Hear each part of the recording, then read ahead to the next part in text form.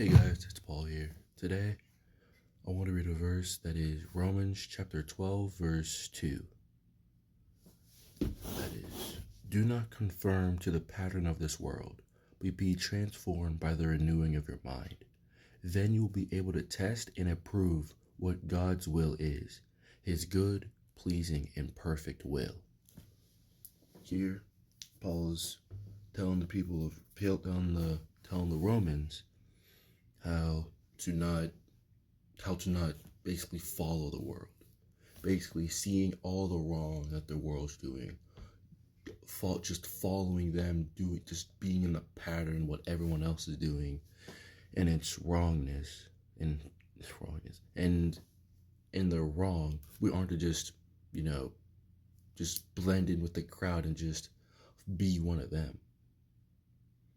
But he said to be transformed by the renewing of your mind, by knowing what God's will is, by being able to see and test, and then seeing in the world how and what is actually right to God.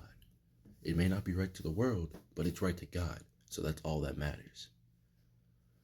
We aren't to be part of the world, as the world is against itself, and it's against us Christians.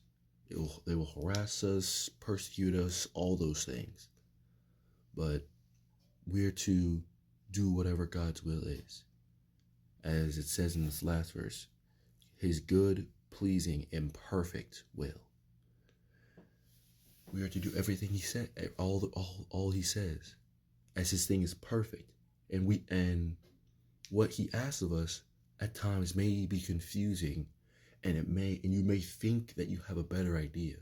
But God sees everything. He sees the whole picture. He sees the past, present, and the future. So who are we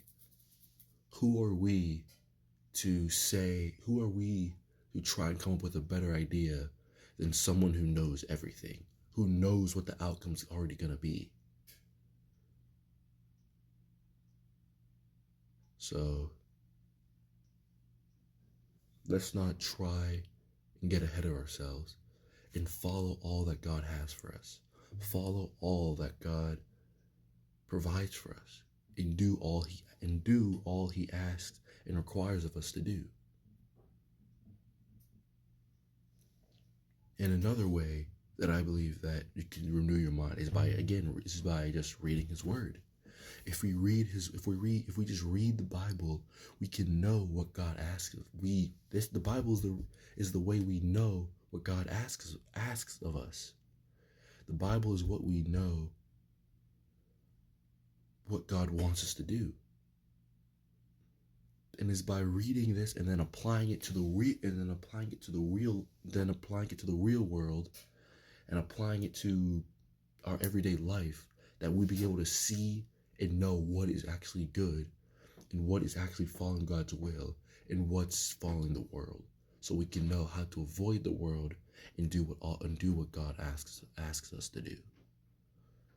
So yeah, I just pray that God helps you see, and that God helps you listen, so that anytime you read his word, you may not stumble upon a verse that could actually help you, or misread a certain verse so you don't understand it.